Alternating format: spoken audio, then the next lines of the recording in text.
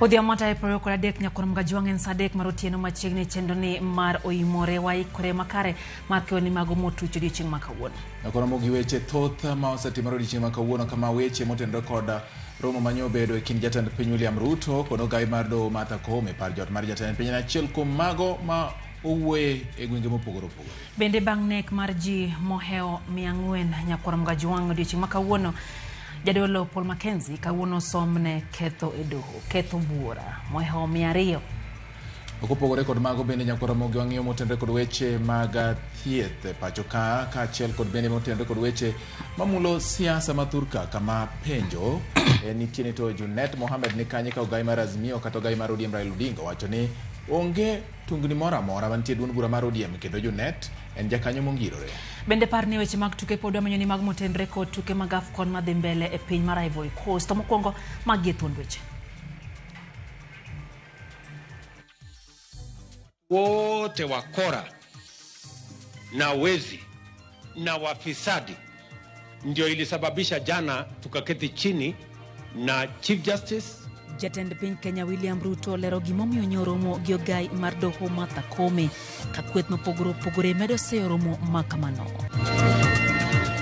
Raila Odinga omako chung' ni Junet Mohamed pod ongirore ODM ma ok owuogi. Nyote kwa pamoja mnashtakiwa kwa kosa la kuua bila kukusudia ambayo ni kinyume na sheria. Jadolo Paul Mackenzie gi achiji mamoko somne gi ketho 238 mag nek manotimore Shakahola.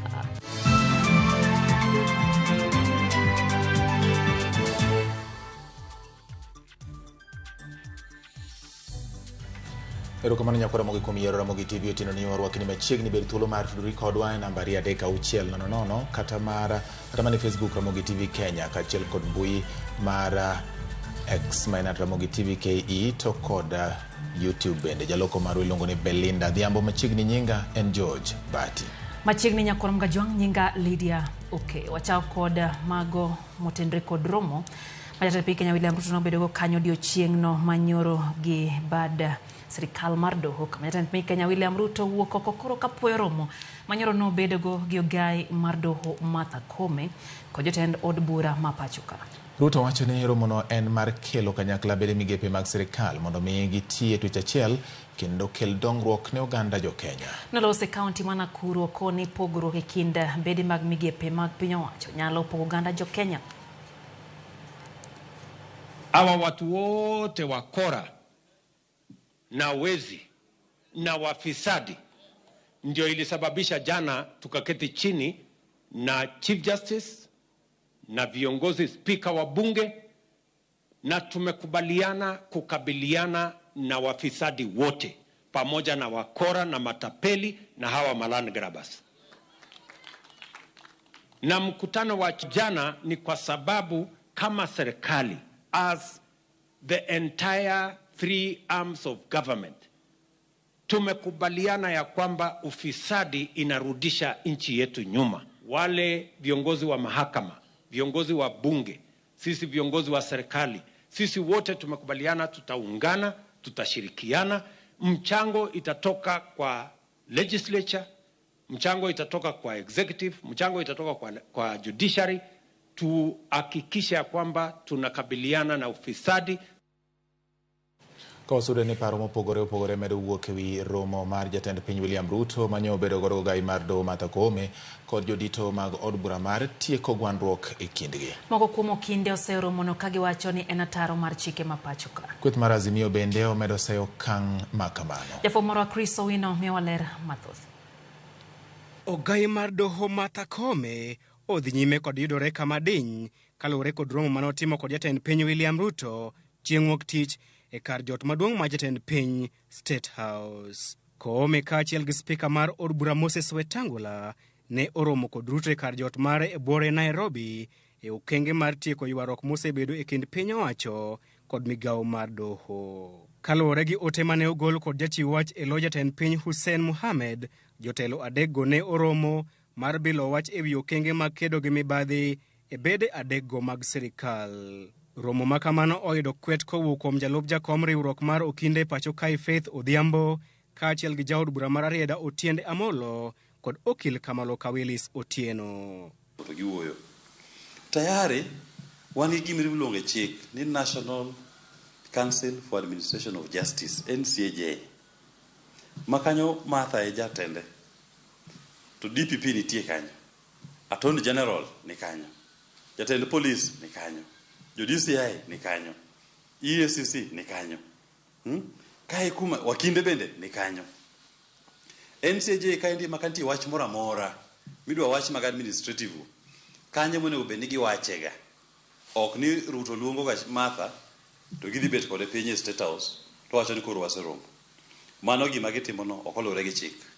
Kaluwore kodgi, yo kende mar kedo gi mibadhi e bede sirikal en chwalo neno mag mibadhi ne duol mochung'ne kedo gi mibadhi e pacho ka EACC kata duol mochung'ne ng'iyo tije joyal buche JSC. Kantie wach ma corruption and very clear under the law.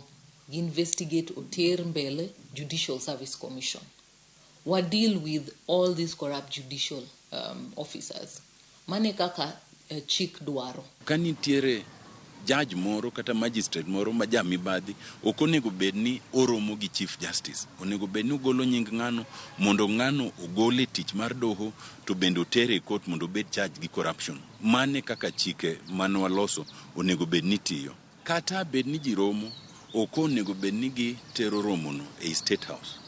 State House kuma ker ema nitie ema nigo ofise. Koro ochalo kagima achiel kuom arms mag sirikal koro osamon jomoko ka, osamon judiciary, osamon speaker mar parliament ni koro mondo chikgi. Wasebet kwa ywak ni ker gi lange osemadho bunge. To dibed marach ahinya ka kendo gitemo mondo gimadh nyaka doho bende. Otiende Amolo kod Faith Odhiambo wacho ni Ruto onego kuongo tiek mibadhi mogoyo tach e sirikal mare motelo ne loso e joyal buche ma jomibadhi. Wasewinjo corruption over the last year. Waneno mana otimo reshuffling ma cabinet ne. Ere kaka ose deal, pok waneno ka ji mako, pok waneno ka ji itere court to respond or answer to corruption. Oro gidwa timo report gitero nenga. Koso gidwa timo report of analysis of corruption kende judiciary. Ere ng'ama miyowa and how will he deal with it? Odhi tero nenga. Onge kuma mibadhi ng'enye moloyo kuma luongo ni executive. To ker nigi teko mar golo jilago e tich. Chieng' modwa chako kedo gi mibadhi en chieng' mobro riembo jo mibadhi madongo dongo.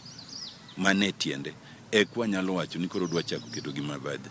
Jotelo go bende onyiero singo ma jatend piny William Ruto ne ogolo mar ndiko joyal buche manyien 36 kaachiel gi medo pok mar omenda ne bad migawo mar doho.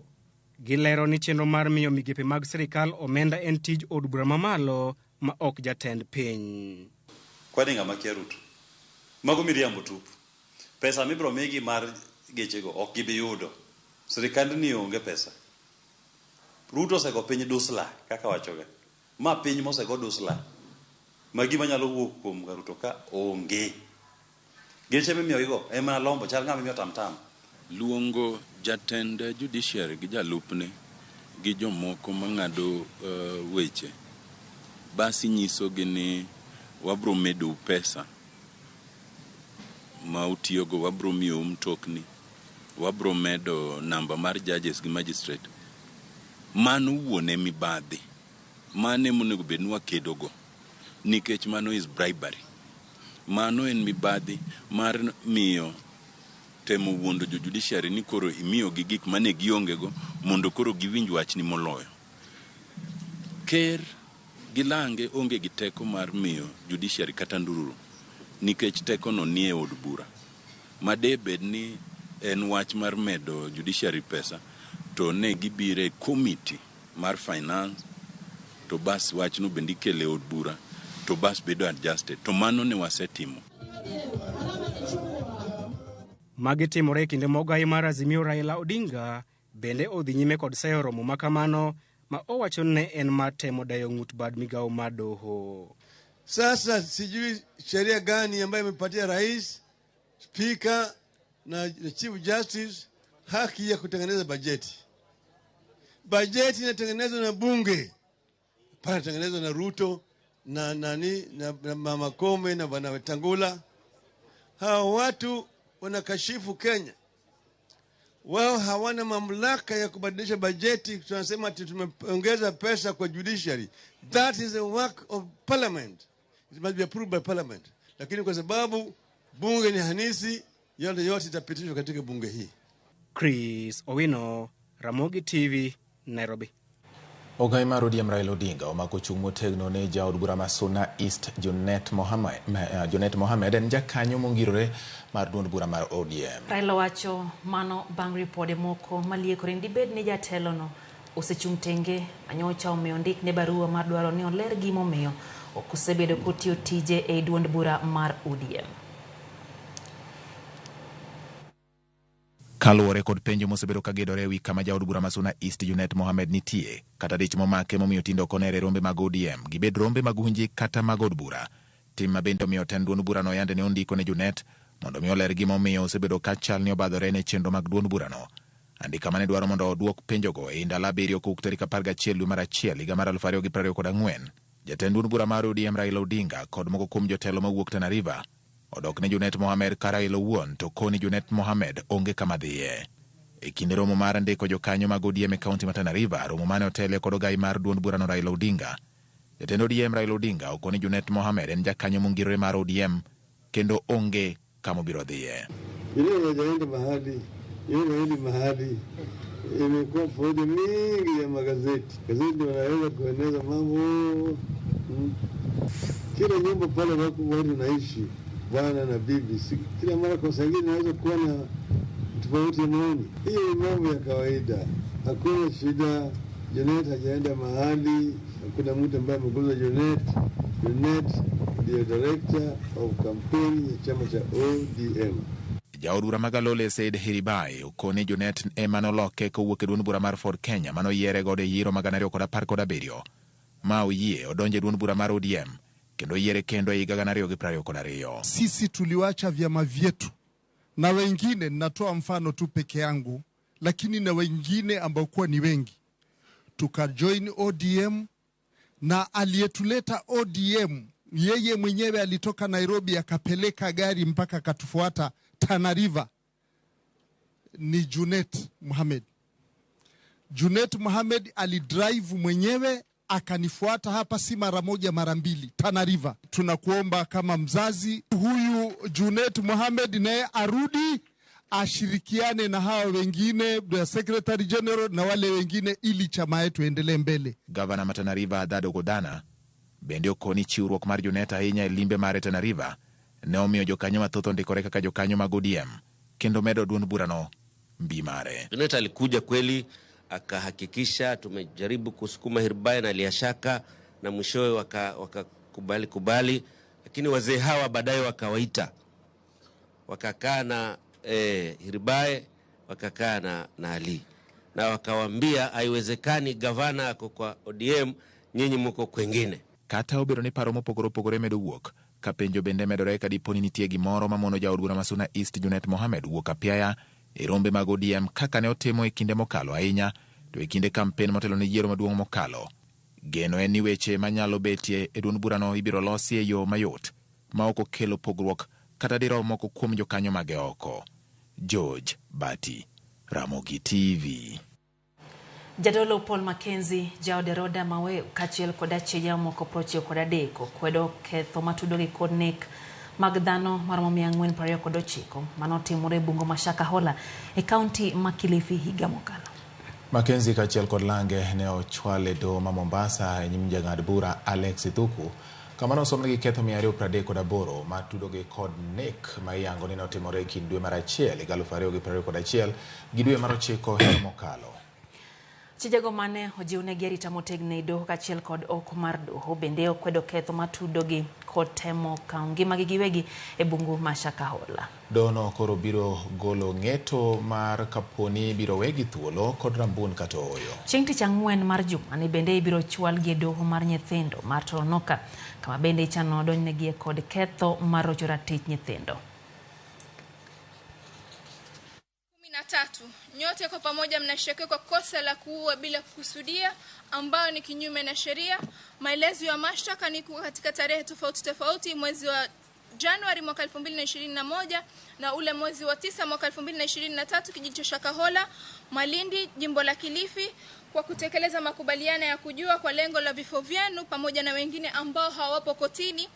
Mulishirikiana kumua Rukia Masha, mwanamke mtu mzima mwenye mwili wake ulitambulikana kama MLD/SITE/XLI117/16/5/2023. Nyote kwa pamoja ni kweli ama si kweli? Si kweli. Ramogi chenro mar chwalo paro ewi okumba manyien mar thieth miluongo ni SHIF ochakore odiechieng' ma kawuono kendo igeno ni obiro rumo dwe mar 3 kama jo Kenya biro chako chwalo chudo magi ne migawo mar omenda ma osepuodhi kaka gulu ma ibiro orie omenda go. Kaka Judith Omondi lero no, riwruok mar lakteche KMPDU to ywak ne sirikal weyogi oko e okumba mar thiethno.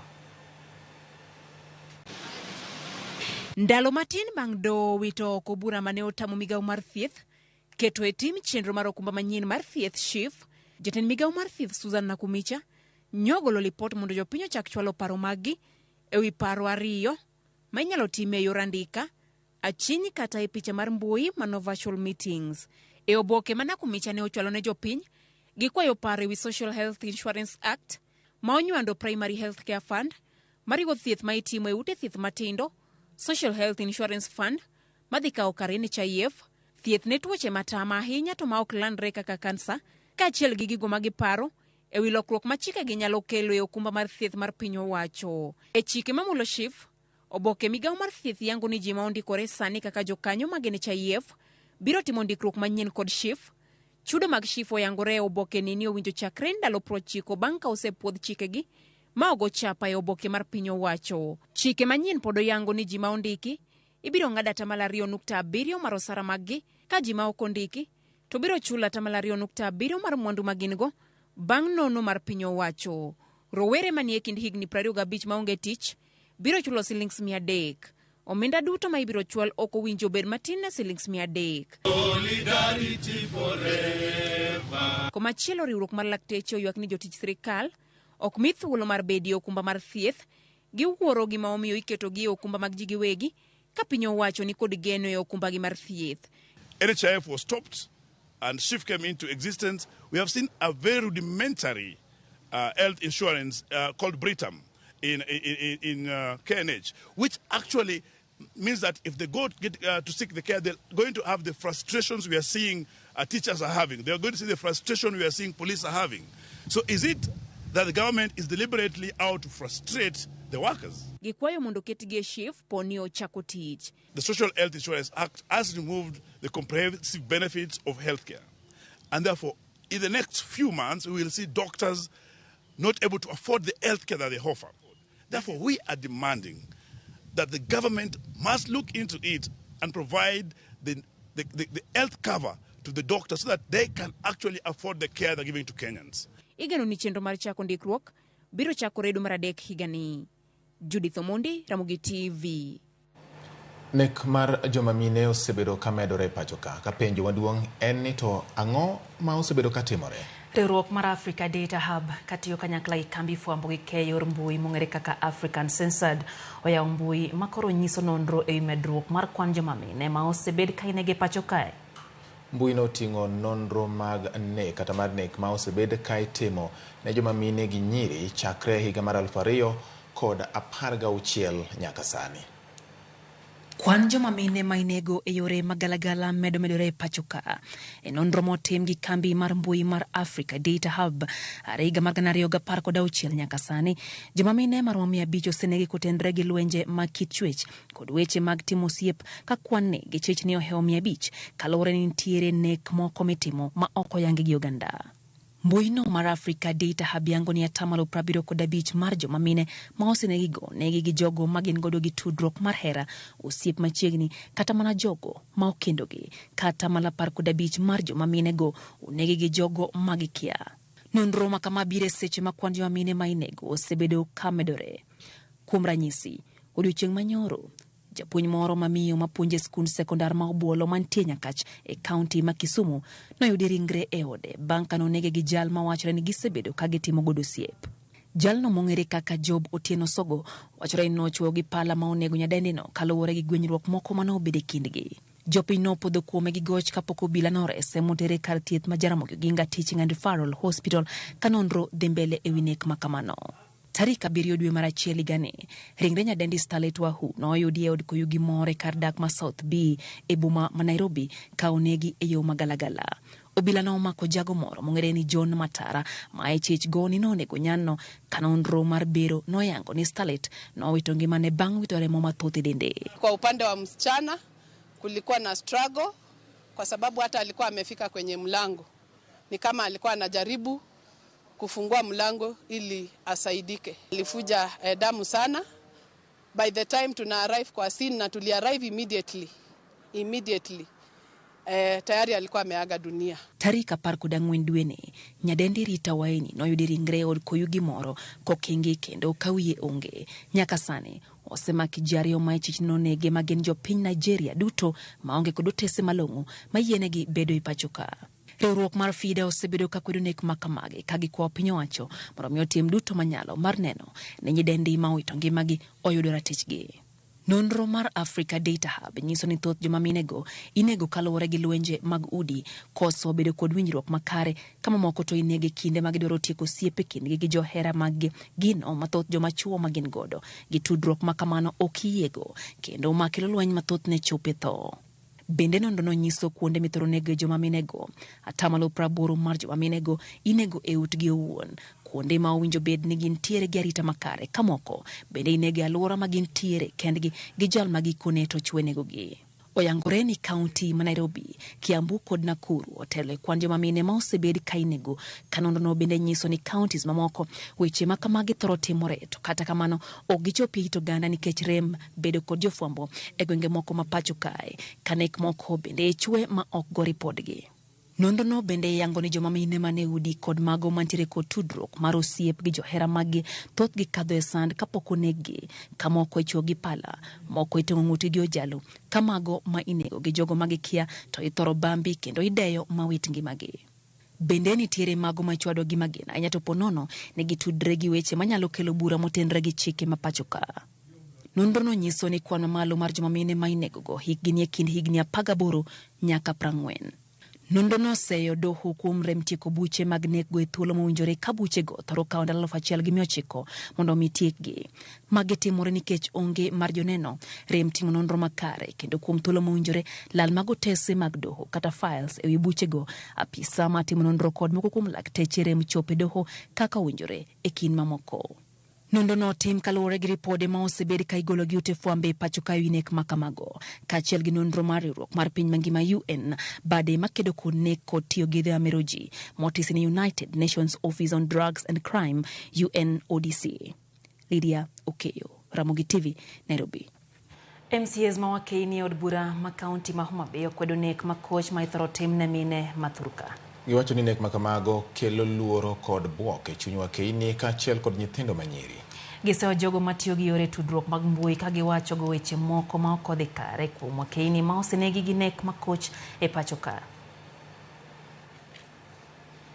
Nyoro, the last incident manyo timore Nyakach ka noneg Madam Bridget to kendo nege mana gi chuore. Kawuono ne wagomba ka gi jowa moko ka iyudo ka ng'ato wacho niya ni to mon gi to giyie nango Madam no neg me ode onge fea mano kawo. Koro wakwayo jowa machuo yawa mon ma un go gi gin nyimine ji gin mine ji kata umbe ud gi nyimine u wakaura ne thuolo mondo warit nyimine wagi nikech nek matinde negore ni okober e udi kun mwadake keturu ngima mar gombaka kendo wuoyo obed man malo. To mar ariyo, wabed anena ni piny nyalo biro mondo mi wang'i anena puonjruok e yor paro mar dhano. Adwa na luong ni mental health gi dho liech. Nikech nitiere inyalo bedo gi ng'ato, iwuoyo kode kata udak kode, kara obwongo mare to osechikore. Kik wadhi katedo nwa romo gi dichuo, ni romo gi dichuo iparo ni en gi pesa. To dhi gi ng'at miparo ni unyalo dak go kendo munyalo winjorugo, kendo isome ok ni mar dwe achiel dweche 2 to som ng'ama dhi dak go kuom higa to kelie ng'atni bende mondo jonyuol ni bende osome ndalo moko madhi maber ma ok ni romo kode tinyiso jonyuol ni nyise yudo ng'ato udak go.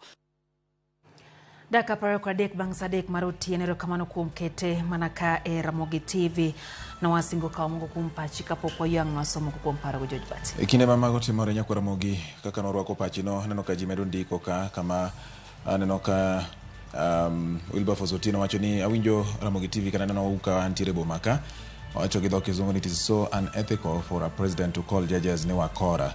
Wacho ni should follow the due process to present his case to Judicial Service Commission ka en gi jaji kata jayal bura mora mochich gode weche mag mibadhi. Wacho ni wach mar Junet to ka ng'eyo malong'o to winjo ka Raila osewuoye mano e gima owacho odhiambo ma kawuono. Kaso ano ka Shemotho wacho ni oneno yo makare kendo mora ahinya. Wacho ni ji mang'eny sani dang'ni mar paro oserwako gi e jela. Yeuru kel johocho e studio kanyo. Mar ariyo kanisa bende chal ka gima ok osebedo katimo tije yo makare. Gining'ie kaka ginyalo kelo hocho makare kanisa gi puonj makare. To mogik kopo ni ng'ama miyo chich gi ng'ama odak to go lipot ka obila mapiyo kaka nyalore mondo many kaka inyalo konye kopo ni chich obetie. Kaso karo Serena penjo ni to en nek mar okombe hawa. Archbishop Okoth Okoye Wuod Nyasaga ore deg mowacho ni oneno yo makare gin gi jaode gi baba ne Charles bende ro kama jana maus ngege ben tire ka ochieng' lego pap nyadiel. Wacho ni mosna Lydia ni Oimore kendo awuoro kaka sani jatend pinywa ni odonjo nyakido tek mar adier koro kwang'e ni wabiro tero ywak marwa kanyo kopo ni piny odiyowa. Ayudi yo makare moloyo to nyisna jokanyasa wuod duto ni application mar basari county dhi nyime. Mano uko nyakwaro bende wacho kamano. Faith Muzomo kantie Malindi wacho ni jatend piny wuoyo kod capital letters ogombo ni mai kaka done gubenoti one ganda jo Kenya gi capital letters oko bwogo ganda jo Kenya. Haya, anano bende ote kanyo urgi Thomas Msasa wacho ni wacho ni wakao mizigo mapekte wadireti msalaba wacho ni mai sana bende kuro piny Kenya obie lemi matek mokalo moloyo kaka pile. Pastor George Marodi Jesus Fellowship wacho mora nyagi weche manyien kendo kanyo gi Madam Vida Marodi Primary School. Pastor Collins Odindo bende ote mage ka entiere Kayole Nairobi wacho ni jadek magin Nyasaye jachien kod ng'ato owuon gin jok ma ok nyal wuondi. Omiyo gik maruto nyiso wasani onge tinde nikech ong'eyo ni gik mowacho go gin maging'eyo kuma dieri ntiere. Wacho ni hapa ni kama tumechezwa lakini Nyasaye ntiere kodo. Mano Pastor Odindo. Bende ote mar Barak Ndama Wuod Kadema wacho ni weche gisombo negi kisiwa TTI yo makare ahinya. Luko Ochele wacho ni weche mag tho mag nyimine nisani kose na riyo nyakach mabende ntie makota kuchope it jofwambo. Kata jo amino chopo sama koro nyaka ginen matut kapok gichopo e weche mag tudruok. Kata kamano nyalo paro George Bati ntiere MCs kanyo mowacho ni nyadendi Bridget no neg mane ode koro mokinego nyake utegi gi jok magisebedo ni gidak go kaka jo utegi. Morris Dida yani ni kachi wacho ni intiere kodwa ka intie City Hall na Eric Nyabuoro kantie Kitengela Kajiado Josephat Wolegala Kabiero to wacho kanyo ni gin kanyo gi Bishop Beduto Kamoto Frederick Okoth Archbishop Humphrey Maloba gi John Agunda John Oboro duto giketo wangira mogitivu dia makawuono. Sa director Dominica Kugo bende wacho ni entiere gwenge mag Uriri. Mano Uriri wacho ni Junet is ODM, ODM is Junet. Omiyo paro ni mana kaka Raila osewacho ni onge kama odhiyo ne kako ng'e ni onge kama Junet dhiye. En mani samoro ng'ato nyalo bedo gi dich moko achiel ariyo koro nikech pach dhano to ng'ato nyalo paro malach. Kasto Architecture Asio wacho ni mosna Lydia jakom osewuoyo wach mar Junet waketuru kwe. Wach nek to ok kare dwani wamed bedo etia msalaba. Erokamano nya Evans Asio ka intiere kama ineno. Kasto anoka Liliana Kugo bende penjo ni mosna jo Migori County nyisnagi ni wapur uru motegno nikech puodho chudo. Mano wach mawacho ka ni puodho chudo miyo ng'ata mane gi kwe mondo wuogo dhi e puodho los gima nyalo konyore godo kata koro kech medore to yudo ka in gi gimoro. Kaso Karu Nyaburi wacho ni mor gi MCs mamine ma Homa Bay kuom kawo thuolo mar gi makende mar wuoyo kotenore kod weche ma sani koro igeto godo joma mine kokalo weche mag nek.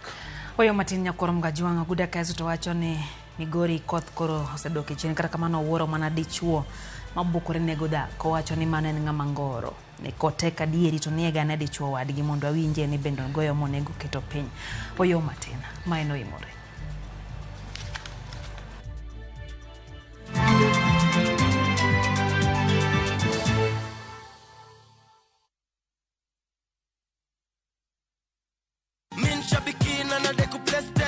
Naitwa Jane Katiko Makau, natoka Machakos County. Okay, mimi ni mfanyikazi wa kanisa, nilikuwa kwa ofisi ya kanisa. Wakati nilipigiwa simu saa 3 na around na nusu hivi, ndio nikasema kumbe ni ukweli. Nilipiga nduru kwa ofisi. Kunaona Januari sasa imekuwa baraka tele. Kuna watoto wanasoma na pia kuna mama tulikuwa tunamwekea nyumba paa. Kwa hivyo naweza kumhakikishia mahali yako ajue sasa mvua haitampiga tena. Bonuses nazo ni no. Kuanzia 12, 13 and 14 correct predictions. Unacheza na 99 bob tu. Chukua simu yako, ingia www.shabiki.com. Fungua jackpots, click on super jackpots. Chambua game zako safi, review bit slip yako. Ukiona iko sawa, place bet. Alafu sasa unategea games zichezwe. Biki super jackpot. Ni time yako. Mina dai wote twende hivi. Not for persons under the age of 18. Shabiki.com is authorized and regulated by BCLB license number 587.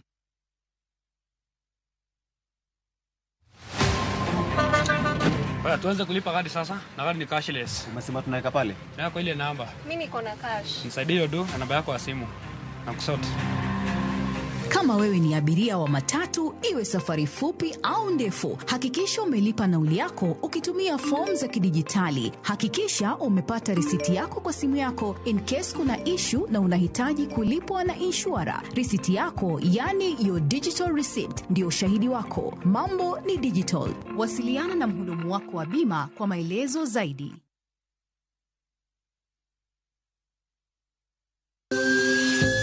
Ikrini wuoth makende mar puonjruok weche thieth kod rito ngima ji. Nitie gik moko mwanyalo timo mondo mi wageng' tuoni. Kochakore kar yeng'o nyaka kuonde thieth. Kiki mwony yath mora mora kapok daktari opuodho. Wabiro wuoyo gi ji e yo mabiro mulo chunyi kendo miyo pachi yawre. Awuoyo about cerebral palsy.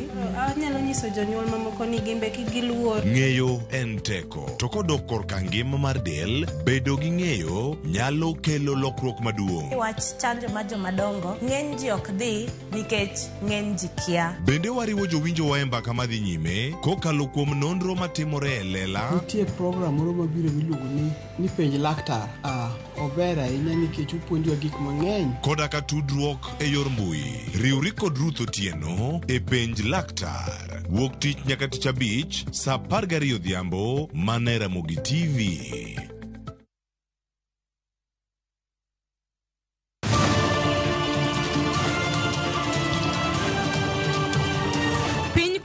To rugi mage.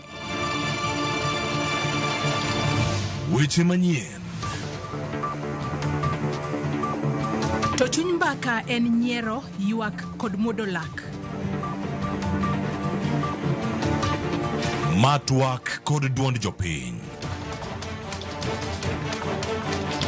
Nyakora Ramogi jong machiegni neno weche manyien. Ma en rupiny kod mbaka oromo e Ramogi TV.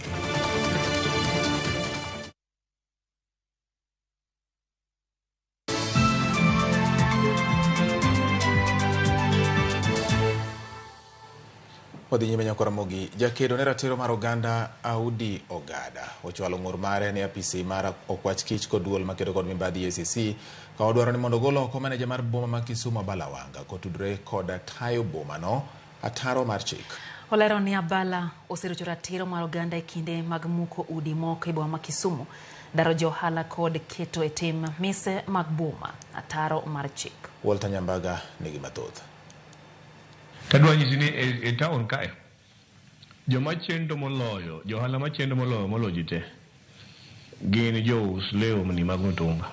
Michael Abala Wanga an poka yudo kod oda mora pok obedo sabne en nying makiwinje boma Kisumu to nyaki ng'icha kuru ahinya to ne johala matindi boma Kisumu ba giko February kwa yudo kapod in kanyo mano wachni nying mamiyo joketo mwandu ma Kisumu rango korka chich kod koracham kapok giyaro ala magi magaswekra e boma Kisumu. Abala wanga gisane yudo rindi maliet ka jaked ne ratiro mar oganda udi oganda ochalo ng'ur ne apisas mag okwach kich DCI duol makedo kod mibadhi kanyakla kod bidhruok pacho ka EACC dwani mondo thiche okelew mar bedo mendeja mar boma ma Kisumu. Andiko petition ne migepe mopogore opogore, andiko petition ne governor kaka ng'ano motelonwa e county, andiko petition ne EACC administrative justice, andiko petition ne ombudsman, andiko petition ne DCI, andiko petition ne Senate, andiko petition ne county assembly. Migepe wacho go te gi jogo maluongo go te nigi ting' mar neno ni ng'ata ma tiyo ne sirikal nyaka ti gi chike. E oboke mar Ramogi TV ni godo meneja mar boma Kisumu Abala Wanga tudo kod rocho ratiro mag oganda e kinde daro ji e boma e kendo muko ute mag jot mamoko to itima ahinya seche mag otieno mandiwa, wach maketo ngima mag oganda e andaki. Niking'e ni gede wiki nitie joma dak e estate. Gin e estate to ute gigo ni e borderline mar ndara. Koro gima gitimo, gimuko wall kata fence to gikawo compound mofis ndara to giloko kiosk to face ndara. To gi extend kiosk nyaka wi drainage. Ondiek koro en kama ji odake. Ondiek en kama koro ji ogero mana kiosks. Giuso gik moko e lak ndara, gima bade molil, gik mang'eny to gin e wi drainage. Gibiro nyaka e dho ndara ma kata kaka ji wuotho onge. Moko kuom gigo ma jaked ne ratiro mag oganda dwaro en ni mondo tim nonro e timbe mag manejano e kod apisas mag okwach kich DCI e duol makedo kod mibadhi EACC, Senate, kanyakla kod County Assembly. Bende gero ni mondo gavana Nyong'o tim lokruoge e yore mag tayo boma ma Kisumu. Agete bende omi tend county mondo nyis bidhruok mag tije mag county. Abala Wanga bende otudu kod machieng lo mane okelo tho mag oganda mane nyal geng'. Bende itude kod keto e tim mise mag bod mane osewuok apisi. Mayuaga ahinya ni to diang' Abala sideline laws kata chike mag pinyni kata mag county kata mag city to tiyo kod tok teko. Walter Nyambaga, Ramogi TV. Molojo ohala 200 biro chuno mondo omi ochiw thuolo e geng apaya ma Makina Olympic e kar dak ma Kibra ne chenro mar gero apayano machal mare sani rach. Jaod bura ma Kibra Peter Orero kod boda kata bad migawo mochung' ne gero apeyni e boma Kura ne otimo limbe alworano kendo chiwo ndalo 14 ne johala mar wuok e kuondego. Jofwambo marwa Eric Owenga nitie kod mathoth. Maloyo johala 200 geng apayani koro paro kama gibiro dhi jotie mar timo ohala magi tok ndalo 14 ko kawuono. Mae rito jaod bura ma Kibra migosi Peter Orero dewo jodak ma Kibra mosebedo kanjo matek mokalo kalore kod rach mar apayani ma Makina Olympic ma bende gie sani kod buche mudhuro kendo rocho yore mag wuoth ahinya to kinde koth. Shida kubwa hapa ni drainage system. Watu wengi wamejenga juu ya drainage system both sides za barabara. Sa ya kwanza lazima hawa watu wakubali kutoka juu ya drainage system. Na tunasema hiyo ni lazima. Apayani mani lwet bad migawo mochung' ne kongo apaya e thuruka mar Kura biro yudo sura manyien tok winjruok betie e kind johala gi piny owacho kokalo apis jaod bura gi tend johala gi. Wan gi stakeholders maka. Koro wang'iyo ni to barabara ni ere kaka wanyalo time mondo obed gi suluhisho mogik. Omiye mwuotho ka wabiro wuoyo gi joge, wabiro luongo leaders mondo ka contractor donjo ka to donj maonge mabishano, odonjo tima yot. Mondo tijni oring piyo nyaka gimiwa nafasi ma mondo wawuo kodgi, wadhi wuoyo kodgi, wadhi timo public participation kodgi. Mondo mheshimiwa oketgi piny mondo nyisgi chenro ma tich mabiro mbele kai. We will treat each section according to its own needs. A section that has dilapidated a law we need to rehabilitate. Kata kod konjo ohala malwora ni kod to e wi chenro mar daro gi to pod gisiro lwedo kongo apayani to mana kalore kod dwaro mar chik. Pamoja na kwamba barabara inatengenezwa na barabara tunaona ni bovu, watumie njia ya kibinadamu ijengwe vile inatakana, kuliko saa yote tunaondolewa, inawekwa rami ya juujuu, inang'oka tena, Na before that 14 days watupatie, hata kama ni mwezi moja, mtu anjipange. Hata wakiongea na engineers, hii barabara inajengango tukiwa hapa. Wakitaka wanaweza kutengeneza tukiwa hapa. Seche magi kremar wuok e kuonde timo ohalago e thuolo mane omigi mandalo 14 ni gin gi ngeno ni gibiro chopo e winjruok makare ma onge ng'at ma ibiro weyo oko. Tunaambia wale wako hapa kwanza watoke, tutengeneze barabara. Kama kuna mahali itapatikana ya kuweka vibanda, hiyo tutaongea baada after hii barabara imetengenezwa. Bwana Orero aonea watu huruma. Inaweza tuongee na engineer ni sehemu gani itakuwa inatengenezwa, tunasongesha kidogo, wanamaliza hiyo area hivyo namna hiyo. Sisi hatuna mambo na kubishana, maana tunajua umuhimu wa barabara. Gima koro irito neno en ka bende johalago biro wuok gi muolo kaka dwarore mar chiwo thuolo ne bero apayano e yo makare. Bang' ndalo 14 mabiro biro chuno jopiny kaachiel kod johala mo ogedo machiegni kod apayani mondo ochopi winjruok kod telo ma kaunti kaachiel kod mano ma piny otima malo kaka ibiro los apayani ma kinde mang'eny osebedo ka kelo gonyo ni jowuoth mawuok e town kochimo Kibra nyaka yo madhi showground. Eric Owenga, Ramogi TV, Kibra, Nairobi County. Jokanyo e sekta mar somo e kaunti ma Migori dwaro mondo omenda ma piny owacho keto ne japuonjre ka japuonjre sikunde mag sekondar omedi, ka giwacho ni omenda ma ichiwo sani tin e seche mangima to koro medo mana idho. Jafwambo marwa George nigi ler koa e kaunti ma Migori. Wacho ka okalo kuom migawo mar somo e pacho kae chiwo omenda maromo gana 22 ne japuonjre ka japuonjre mantie e sikunde mag sekondar e pacho kae. En omenda ma jokanyo e sekta mar somo wacho ni sani tin kendo ok nyal tayo sikunde makare e kindeni ma nengogi momedore. Pesa ni obed ni okete malo kwa siling 22 maybe to siling 30. Koro wakwayo sirkal mondo chore nikech bech simiti odhi malo, bech ringo odhi malo, bech sukari odhi, bech mafuta odhi malo. Omiyo wakwayo ni mondo pesa no time kendo chiwe mang'eny yo makare ma jo principals nyalo bedogo mondo mi gipang kaka ginyalo run schools. Jotend sikunde wacho ni gintiere kod pek e tayo sikunde nikech nok mar omenda. Gima principal thothne timo en ni giwuoyo mana gi suppliers, jok mamiwa gik moko ni kuyie to miwa ni wabro chulo gi bang'e. To nitiere schools moko ma suppliers sechegi osedagi ni ok nyal chiwo pesa, ok nyal chiwo goods because poko chul gi pesa ma school owinjore miyegi. Ywak ma jotend sikunde bire kindeno ma jonyuol bende koro ywago medruok mar nengo mar somo. Sana gharama ya masomo tungeomba Minister wa Education ajaribu sana kupenya na kuona kwamba kimaendeleo ainue watu namna gani. Hawa anawapa msaada kulingana na hali ilivyo. Wanapokaa wakifanya budget ya upande wa Minister wa Education watukumbuke. Jobun Masona West Peter Masara moriko ni wuoyo e kinde manoriko no chiwo omenda mar basari omenda maromo $30 ne jopuonje maromo 4,000. Wach ni ber ko omenda piny owacho keto e wi japuonjre ka japuonjre kori medo. Masona West ka oyudo pesa siling 10,000 wasechiwe sani to kendo wadhi chiwe dwe mar 5 gi dwe mar 9. Kuom $30 mo release kawuono 15 odong' e Sona West ka. Ma dhi konyo principal mondo mi gichul jotich, gichul suppliers. Komachielo jopuonje ma kwan gi oloyo 17 oyudo sir mar somo kuom higni 4 kawuo kuom joburano ma Kisumu West Rosa Buyu.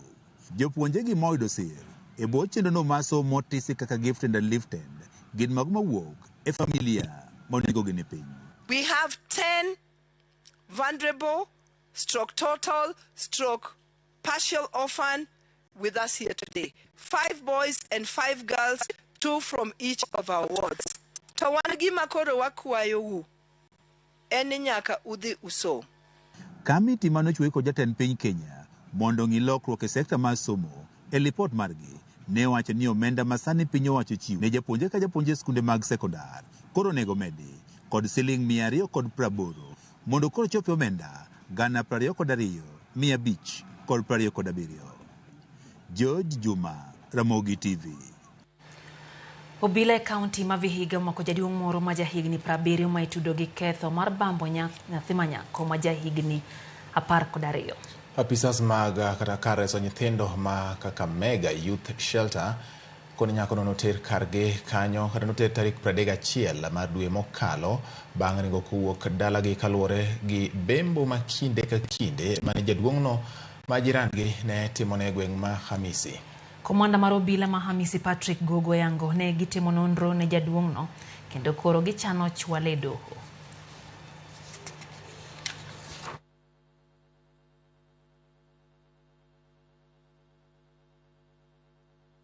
Hasa wakati alikuwa anaregesha shule ndio akapatana na hii vituko ya kwamba mtoto alikataa ya kwamba wesi akabaki pale sababu alijua kila ambacho inatendekea. Sasa pasta akajaribu kuuliza, ndio akaeleza pasta kwamba anadhulumiwa na mzee. Dhulma dhidi ya watoto, awe ni kijana awe ni msichana, haistahili kamwe katika jamii. Manake unapoficha mambo kama hayo yanazidi kuenea katika eneo lingine na yanasambaratisha maisha ya yule mtoto. Mtoto huyu mdogo alitoroka nyumbani kwa sababu ya makali ya mzee ambapo alimfanya kama mke kwa muda mrefu. Defilement katika Vihiga County imekuwa juu sana, iko juu. Ni kesi kidogo tu ambazo zinafika police station na zinafika kotini, lakini nyingi zinaishia mashinani. Watu wanakaa wanasema mambo ishie nyumbani, na mtoto amedhulumiwa, wanalipa pesa alafu wananyamaza. Jana tarehe 23 tulipashwa habari na msamaria mwema ya kwamba kuna mzee ambaye alikiuka haki za msichana mmoja kwa kumdhulumu kimapenzi.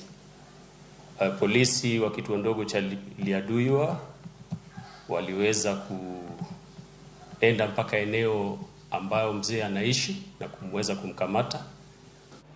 Ramogi koro adonje chenro moyiedhi mar ng'e gwengewa. Chenro mar ng'e gwengewa kawuono terowa nyaka e gweng' ma Kado mayudore e kaunti ma Kisumu. Jafwambo Millicent Adhiambo kaka juma ka juma kolonwa nonro mar nying gweng'no ma Kado.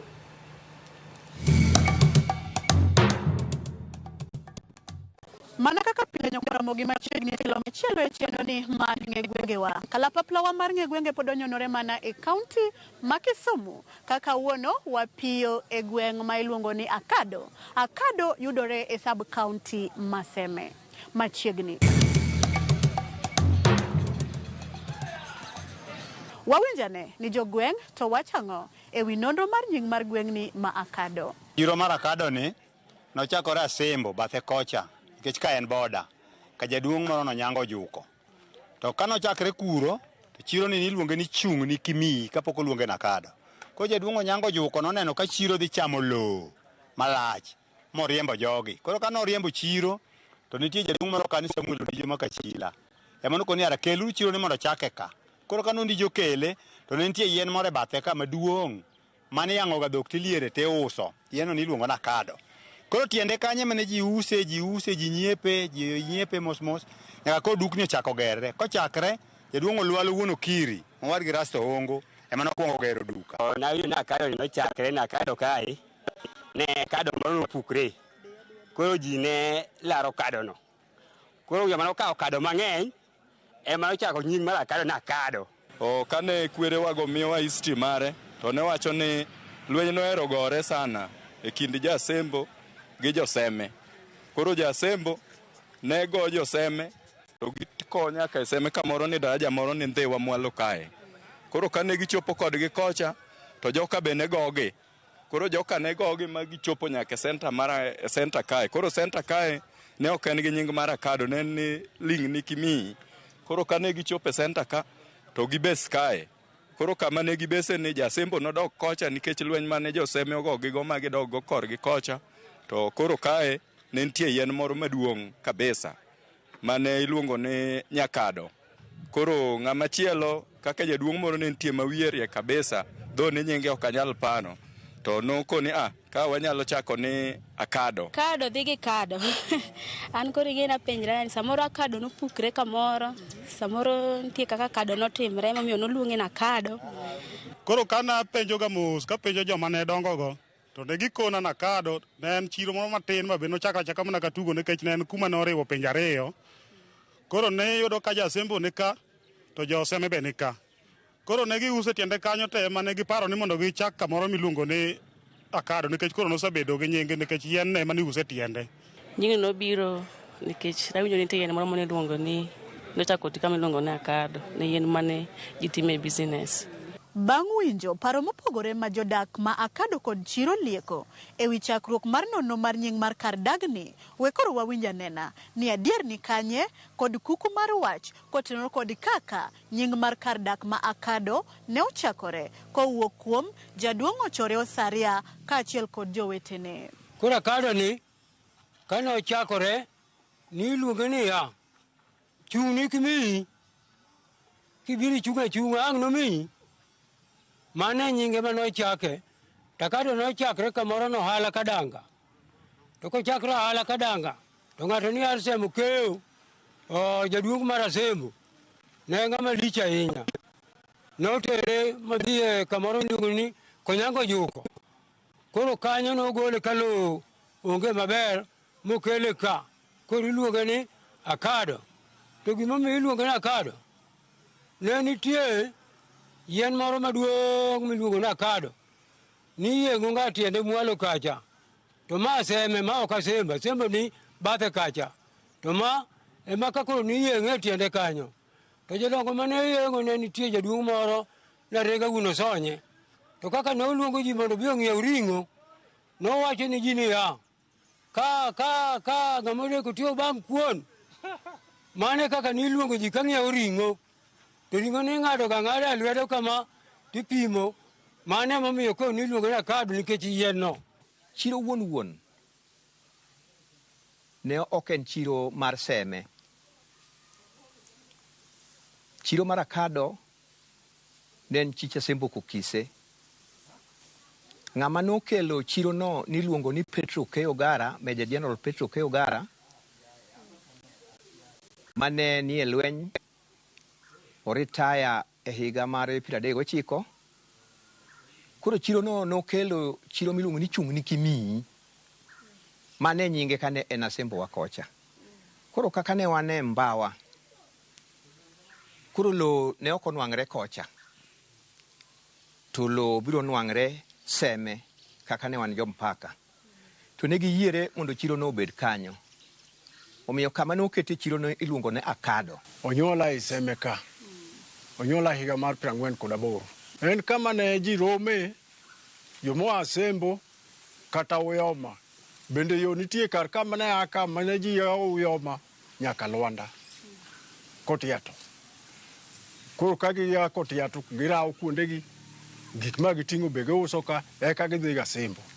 Mana kamano nyako Ramogi, waseyango nonro ma Akado kowuok kuom jalno mane nitie. Gie thuolo ni we wawinj anena ni humb Akado dhi kod wach mane to gin dongruoge mage ma kar dagni osenyuolo nyaka ne ochakre. Humbe landre kod bing ni ene dho nembe machalo Ralayo, Nyamarwaka, Arongo to kod Lam mokadho kani. Koro miyo wayudo johala ber. And again Akado dhi mbele mosenyuolo nyaka Akado Primary School ni tok chiro kama chiegni. Mage ber mwanyalo neno ni chiro ni okelonwa. And due to the fact ni Lam nitie mokalo nyaka madhi Asembo Bay to gi dho beaches gi, omiyo welo biro ga maomo rech madhi makelo gik moko mabiro uso. Koro miyo aneno ka omedo boost economy maka matin. Wach mantie iye ka momiyo dhi ahinya en mani en chiro ma kindwa godi Asembo onge tong' moro machielo ma chiro nitie bathe koni maduong' maloye. Akado humbe landre nikech oting'o gendini mang'eny modak e Mbawa, ma kama kura lose dhot mar Kochoro. Nitie dhoudi ma e Seme, Kobeta nika, Koyo nika, Kopudo nika, mamago mako Akado. Akado kane pod koro kocha gere ne gina ut lum. Ema ne nitie. Kaka lokruok mar piny udi nobiro ma koro igero permanent. Koro mano lokruok mokwongo waneno. Dongruoge ma Akado osenyuolo en mana neno ni ji omedo gedo kaluwore gi sikunde molworo Akado. Kendo gedo gigo miyo gi ohala nikech jodak. Kata kuonde mineno gi, kana biro ka ne gin mabade. Lakini sani king'iyo to chalo kaka town. Be waluonge ni town. Ineno ko chalo town, ineno wan gi gorofni, wan gi ute moger manyien mabeyo. Endara be wan go magolo wakati wang'arot. Koro wadhi maber. Wach ni oriwo business pinje ariyo emomiyo landre ahinya. Mostly kwa ng'iyo kata chirni mane gichakre go to chiro kaka Ngoga gi Nyang'ande kane wacho ni gichakre ga kata kado osedhi malo moingo gi nikech kalure gi dongruok mare to gi kwe sani mantie iye. Koro emomiyo kado ni en gi dongruok kendo ng'ere nikech lweny magore ga iye. Koro nikech wan gi dhobe nembe mang'eny, wan gi beaches mang'eny, wan gi beaches karibu 5 to serve mana chiro achiel no. Koro omiyo nyaka kado bed kama duong' to bed nyaka bed gi maduong' nikech ji ng'eny iye. Kanisni bopong'o ya kado ka makiwinjo ng'ar ng'ana dhi lemo akado koro nwang'o pogwa gi kanisni gi en adhi lemo akado makanya adhi lemo akado roho an adhi lemo akado Anglican Israel be ni akado ka koro akado ka gima lande ng'eny dongruok mana akado ka malich malwa kwan en wegi ogero udi ka waneno aya somo be ber iye wawinjo wapako nyithindo kadho koro kata fiyo tamwa kamano twagona gi chung ni sirikal nitie biro konyowa iye. Nyakwara Mogi, bang' kwano dongruoge mag gweng' kod chiro makado osenyuolo nyaka nochakre gin rem mage magin go magi gombo ni kotimnegi to akado nyalo dhi nyime. Tani kanyo nitie to jowa ginyo bet uso kendo welo manyo ama boyo nyo nyalo ero chiro nikech ler to ai ginyalo uso nyaka let magi yud pesa maginyalo konyrego. Ojiwnwa security apikni dhi pile to apikni go ema konyowa ema dhinwa nam omonwa rego omonwa gik moko to mago ema dhi pile koro mane kwayo ni sirikal kanyalo to mondo jiwnwa kanyo. Ndara machalo moa kae mane nokel ka mondo pore uyomani urem na toka kado ka no pore uyoma madhi lwanda kutieno bikoro wa yudo laini moro ma donjo ka gi welo mang'eny moa nyaka uyoma. Pi pod ok wayudo e yo mayot, teyni be pod onge, ma ji nigi sitima kor gwenge ka wan pok wayude. Akado en chiro monego usi kata nyalo wacho ni kuom seche 24 nikech en chiro makoro ndara kadhi nyaka Lwanda Kutieno. En chiro ma nego buses kadhie ma ji nyalo lorie kwa kata safar kaka Nairobi kata kuonde maboyo.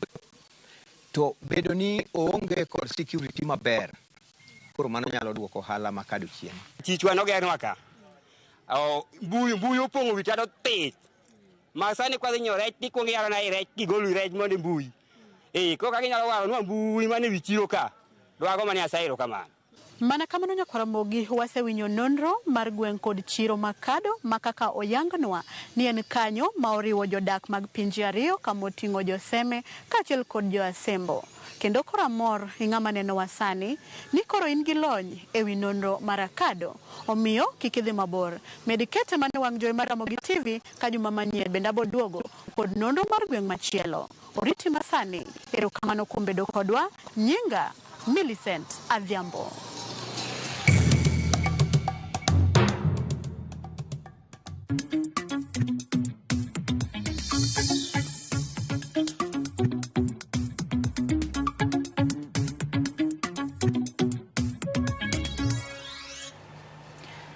Johala kaachiel gi jodak e chiro Manyawita e ward ma West Alege sub-county Malego songa obago ng'anyo mamuol ka gikwedo medruok mar nok mar arita e gwengego. Kotelegi kod jagoro e chiro Manyawita jodago ywak ni nok mar arita osebedo ka medore wach ma osenyayo nek mag oganda kaachiel kod lal mag mwandu mathoth. Giwacho ni kapok giko mar higa mokalo norumo nitiere miyo manonegi ka dukni mathoth ne okwalie mwandu kata bende ripot ma kamago osebed kichiwo ne obila. Gikwayo mondo tim nonro mapiyo mondo gidhi nyime gi tije magi maonge kod luoro.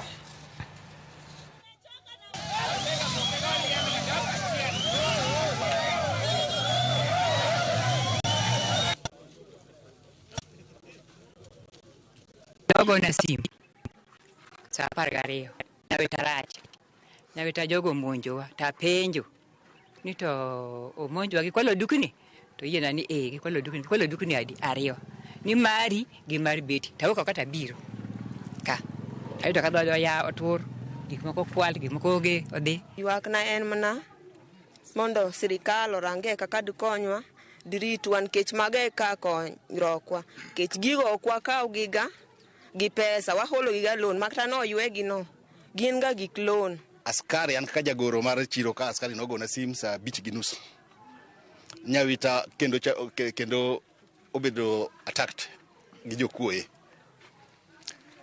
to nopenja penjo achiel ni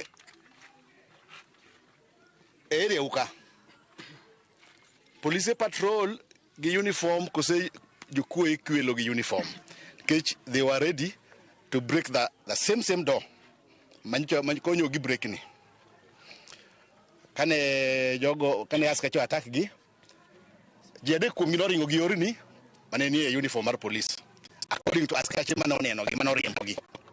Ng'ata achiel ni askache goyo ka donjo go igwen kacha. Koro kwang'eyo ni uniform gi askache ma Kenya gi gin makle jokuo tiyo kodgi kwelo kodgi. Koso askache makwalowa. Koro ywako en ni wabe wan jo Kenya. Sirkal mamalo mondo ng'iwae gimiwa arita. Jopur mag pamba e kaunti ma Busia ni kod mor bang' kambi loso lewni mar Rivertex singo mar nyiewo pamba kuom gi nengo mar siling' 72 kuom kilo ka kilo.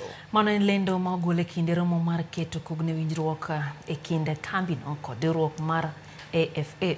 Romono bende ne oyuorie kod tend kaunti kod jopur. Jopur go nyiso mor mar gi ewi okang' ma kamano.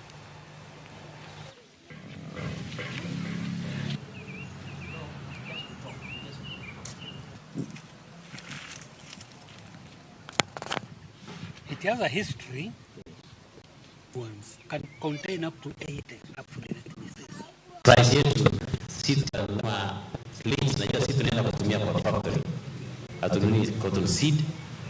Seed cake itanunuliwa na cooperative bank yenye watapatia pesa mkulima 72 shillings per kilo. Na sisi tutanunua 275 shillings per kilo. Na tuko na roadmap ambayo tumetengeneza hivi karibuni ili kuwezesha hii nchi iweze kujikimu katika mahitaji ya pamba, haswa pamba ambayo inahitajika kwa viwanda vya nguo na pia mbegu ambayo inahitajika kutengeneza vyakula vya mifugo. Busia County tumeajiri extension officers zaidi ya 400, karibu 10 katika kila ward. Tunataka cooperatives na wakulima mshirikiane na hii watu ya agriculture na department ya agriculture tuweze kutoa pamba kwa wingi, na hiyo extension services ni kuwasaidia kuimprove production.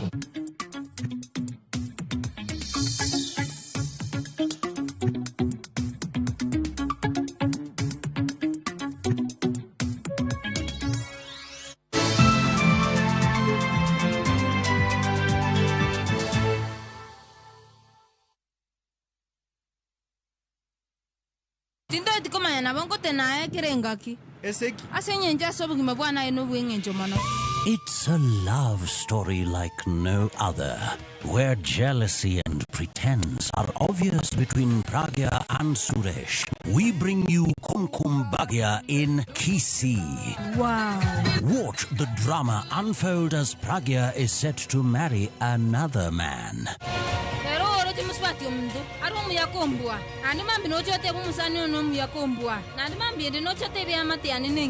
Watch this beautiful love story of Kumkum Bhagya in Kisii, only on Viusasa. Dial *487*1# or visit viusasa.com to renew your subscription. Wanchimbwa maiso ko mio yetamanyaini.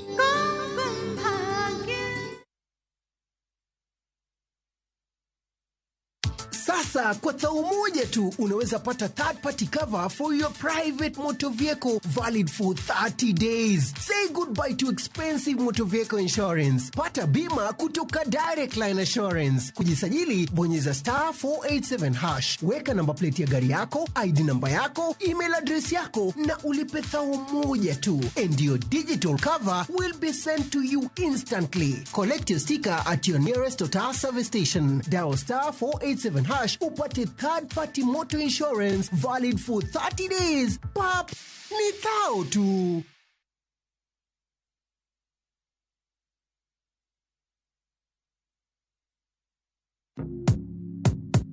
Mtu wangu, imagine kuna over 1000 ways to win on shabiki.com. Usimiss out, pata multi-bet boost massive ya 1000% ukicheza on shabiki.com. Cheza sasa na shabiki.com na upate up to 1000% multi-bet boost. Tubets, min shabiki na nadeku place tena, nilieka kichwa yangu ikabai tenda.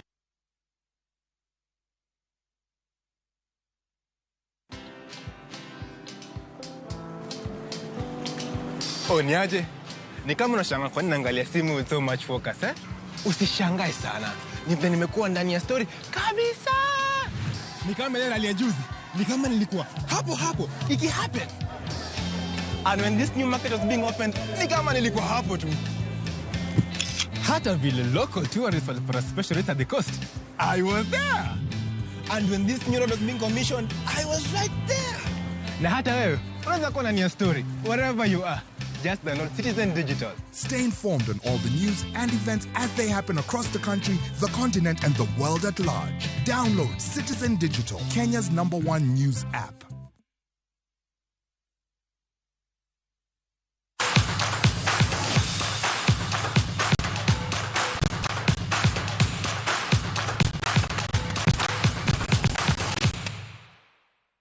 Odonjo weche mag tuke bang' bedo kod season maber higa mokalo jaloch Afrika e ng'wech mar mita 100 Ferdinand Omanyala geto mar medo mbi mare e ng'wech mar mita 200.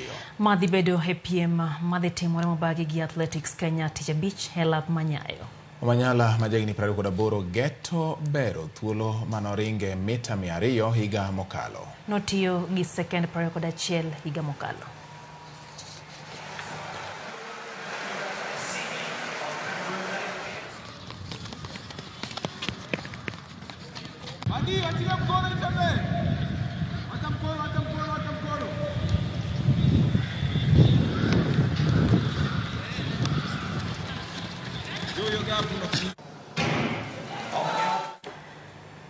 Pamela Dhiambo gikone onywandi e kweth mar team mar volleyball Malkia Strikers.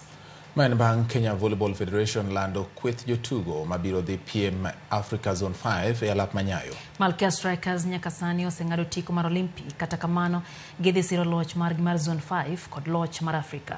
Mamoko moluongi e team gin kaka Captain Mercy Moim, Immaculate Nekesa, Esther Mutinda kod Joy Luseneka e kind jotugo mamoko.